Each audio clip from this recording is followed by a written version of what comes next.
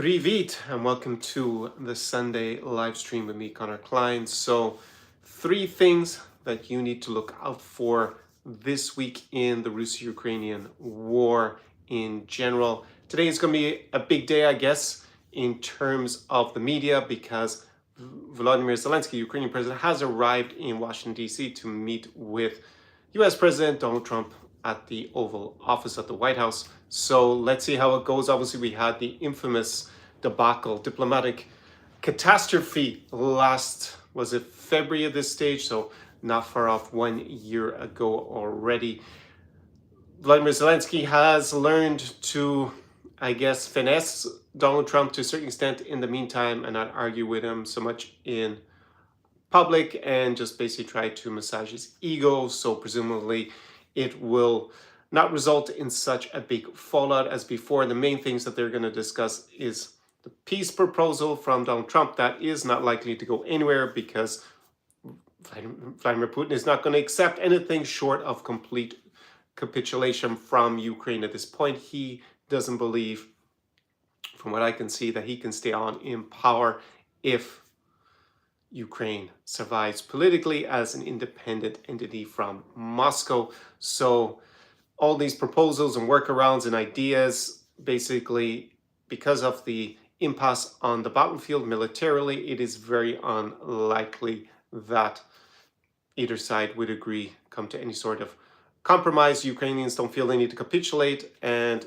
Vladimir Putin doesn't operate in the interest, the national interest of Russia. He works in the interest of himself and regime security. So as far as he can see, it would be better to continue the war. However, we have to go through the charade because Donald Trump apparently is very keen about getting a Nobel Peace Prize, and he keeps claiming that he solved 8 wars and this would be the easiest. He solved it on day one. He solved it before he would have taken office. And of course, here we are well over a year later since he won, from when he won the US elections, and we are no closer to any sort of resolution of the Russo-Ukrainian war, or even, it seems, a temporary pause in the fighting. We haven't gotten that in spite of the Ukrainian side having agreed to it many times. Just Vladimir Putin doesn't see that it's in his personal interest to do so. So I don't expect these negotiations to go anywhere. That's why I don't cover them so much, because I just don't think that it is something to be taken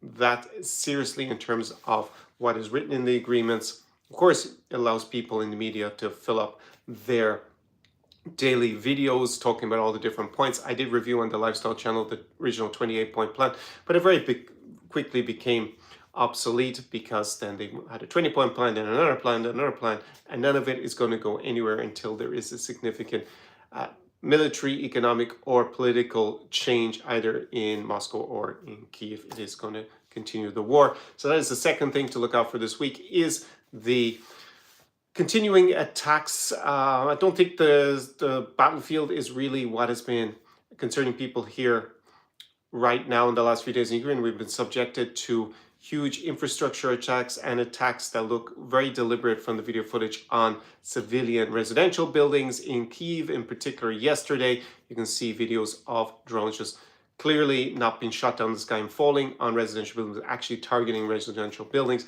So Russia is increasing its terror attacks at the same time while Donald Trump is trying to bully the Ukrainians into some sort of capitulation, whether the current plan is more like a medium to long-term capitulation.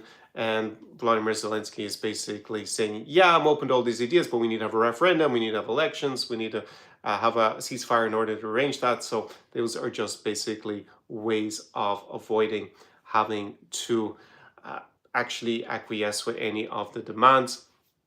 That seems to be Russia's focus now. It is the middle of winter, it is cold, and electricity is very intermittent. Obviously, I have it right now, but I've been here in Odessa without electricity for most of the last few weeks on average. There are, of course, workarounds. You just go to a cafe during the day and a restaurant and then work from there and charge all your devices.